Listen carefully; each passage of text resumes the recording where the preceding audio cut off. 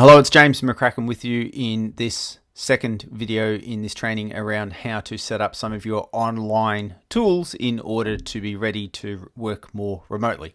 So in the first video, we looked at what some of the key tools were and why you want to use them. And here we're going to be looking at how to make a couple of the tools talk to each other. So in this instance, one of the platforms is called ScheduleOnce, which is nothing less or more than an online booking tool. So the benefit of a tool like this, whether it's this one or whether it's Calendly, is instead of going backwards and forwards with clients trying to work out a time where you can talk, you can literally send them a link and say, look, if you please go onto my online calendar and find a time that's convenient for you, and then we can both arrange to talk at that time, for example. And so that's obviously really useful.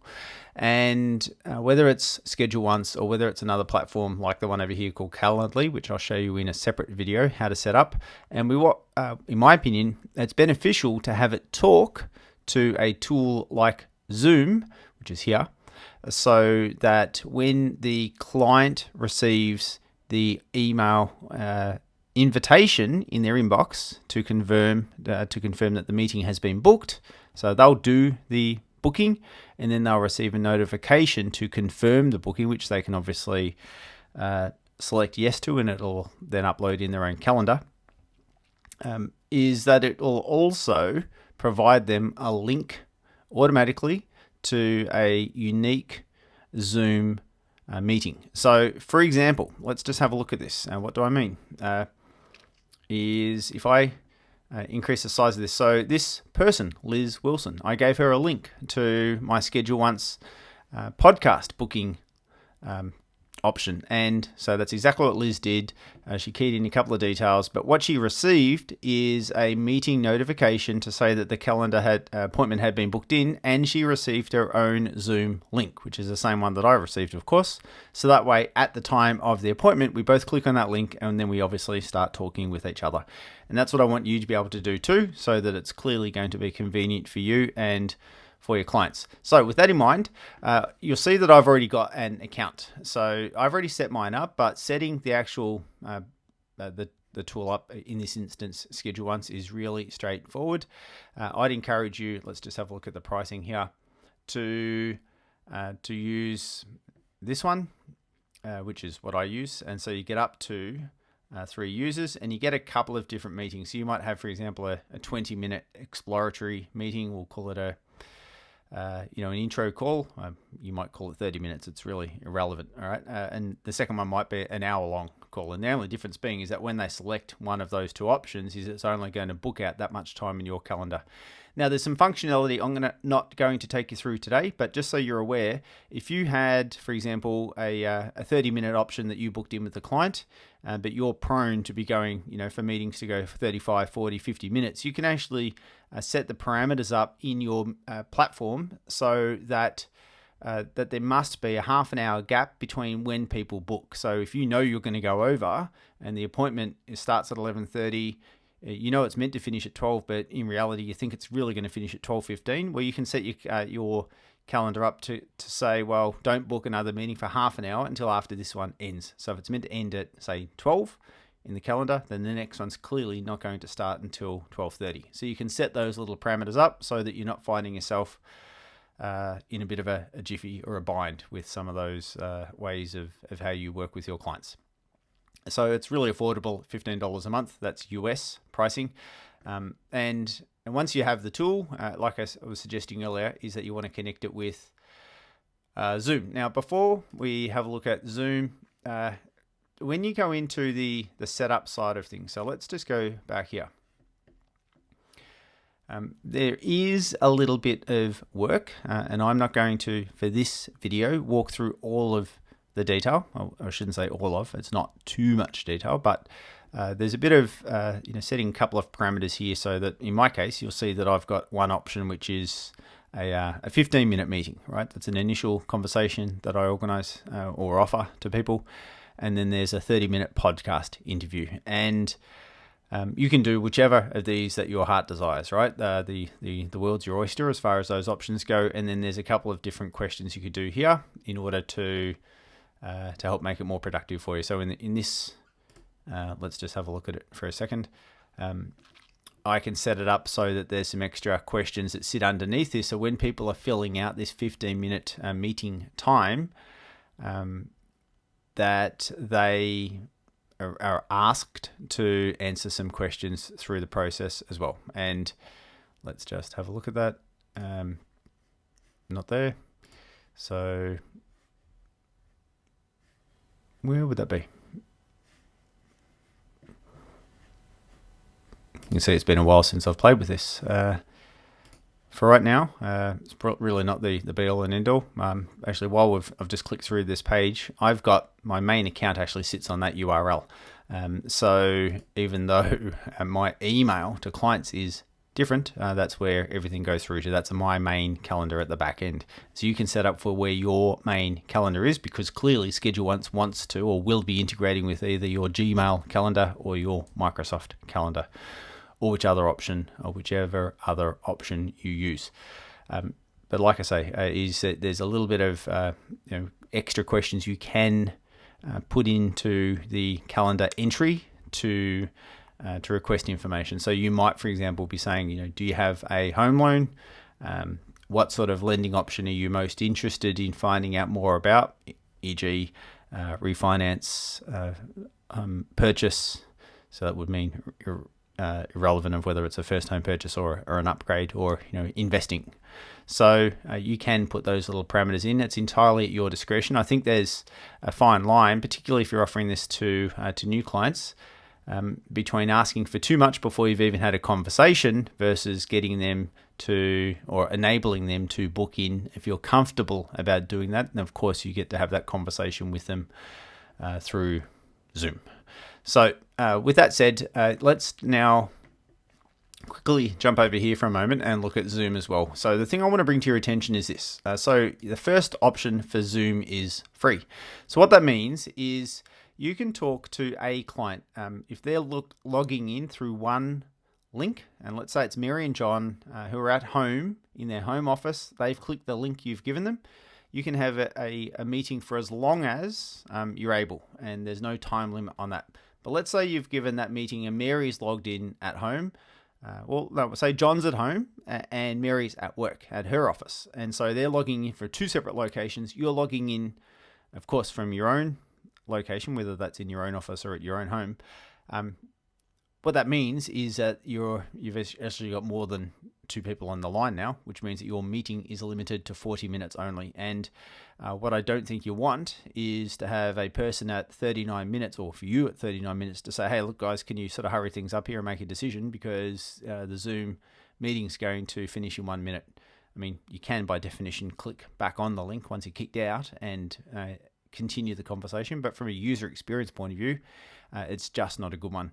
So that's something to think about, is the fact that if you're having clients, and some of them almost certainly will be logging in from their respective offices in different locations, you're limited on the time of the meeting under that circumstance, which means to avoid that, you just upgrade to here, which means you could have 100 people logging in from 100 different locations, and you can run the meeting for 24 hours. And I'd suggest to you that even the best of you would not be able to run a 24-hour meeting with one client.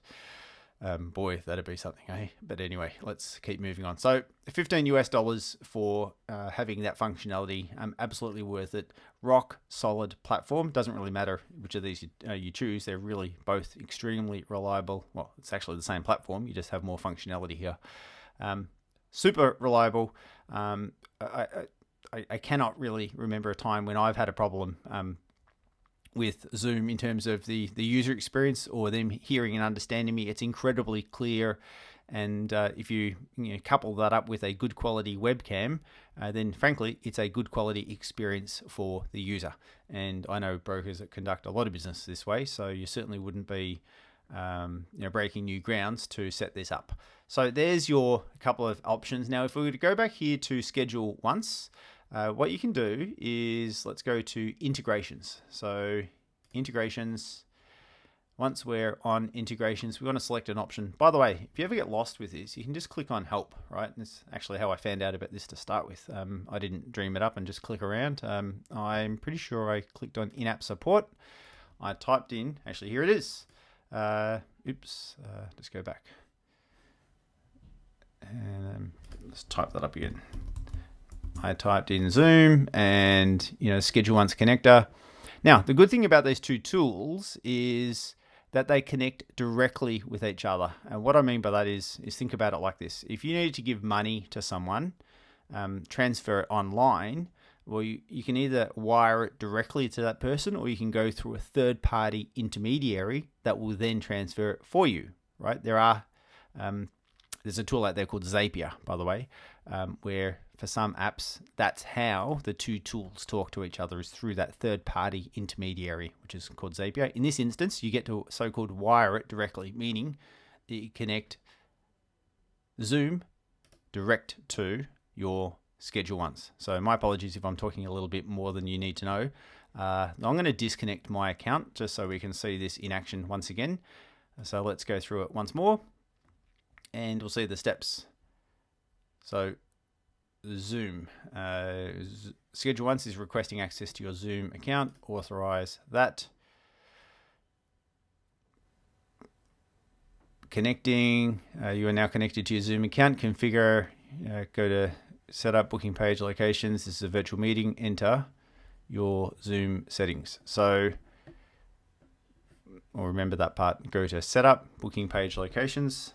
And let me just take a screenshot in case I need to remember that. But there you go. Even though I've done this before, it's still useful to remember. So setup.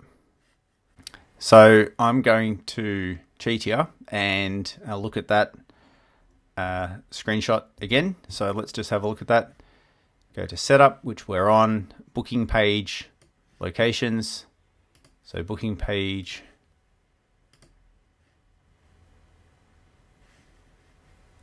Locations.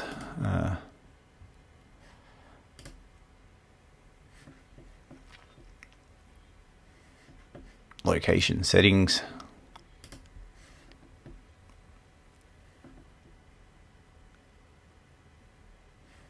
There's a virtual meeting, conferencing information, software, Zoom, audio, both. Does not require a meeting password. You are now connected to, or not. That's good. That's fine. You're not connected to that. Web conferencing other. No, we don't want anything else. So here it is. And so that's already been done. Boy, that was easy. So we just saved that. And now that's set up for that first meeting. We're going to do this once more for our other meeting. So let's just go back and do it for the 15-minute meeting as well. Actually, you know what? I'm not going to, because I don't have it set up that way in my own business. You know what? I will, though, for the purposes of this video, just to show you how to do it once again. This is a virtual meeting. If it was, this is how I'd go about it. If it was a face-to-face meeting, see, the option for Zoom isn't there. But if it was, confirmation made, a virtual meeting. If I could have just telephone only, computer or audio only, both. And so once again, I could save that, which I won't. But if I did, then that'd mean that when someone booked in via that link, then once again, they would be given a Zoom link in addition to the calendar invitation itself. So that's how you make the two tools talk to each other. And it is as simple as what I just showed you. It's entirely possible that you might be thinking to yourself, you know what, that's pretty helpful, but you'd rather just pay someone to make that happen for you, and totally get it. If you go to a platform called Upwork, well, you can use any number of different ways to go about sourcing someone that's got some pretty cool tech skills. But Upwork's a pretty good platform to find some cost-effective providers of that type of service. So by all means, go on there. You can pay $20, $30, $40, maybe a bit more, but we'll call it that much. And someone can happily set you up. All they'll need is your username and passwords for ScheduleOnce, and for Zoom, and then they can make the two tools talk for you. And if you wanted to configure a couple of extra questions in your ScheduleOnce account to ask a few things and have a drop down, like you would say, what type of lending are you interested in? You could give them some options like refinance, purchase, investment lending, et cetera, et cetera. You could have a few of those extra options provided, and someone that's really capable will be able to set that up for you very, very quickly. My only word of advice there is don't ask too many questions so that people don't feel like it's a Spanish Inquisition before they've even had a conversation with you. So we just want to make the process simple for you and simple for them, so it is a good user experience, and that you then get your link, and you can just make it easy for people to organize conversations as well. So that's how to go about it. And I'll create a couple more videos, one of which is how to do this through Calendly for those people that prefer Calendly as the option, and then how to go about setting up meetings in Zoom itself. So we can have a look at that as well. And so that way you should be armed with all of the core tools that you need to connect and interact and provide value to your client base and other people in your networks. So thank you so much. Look forward to seeing you on the next video.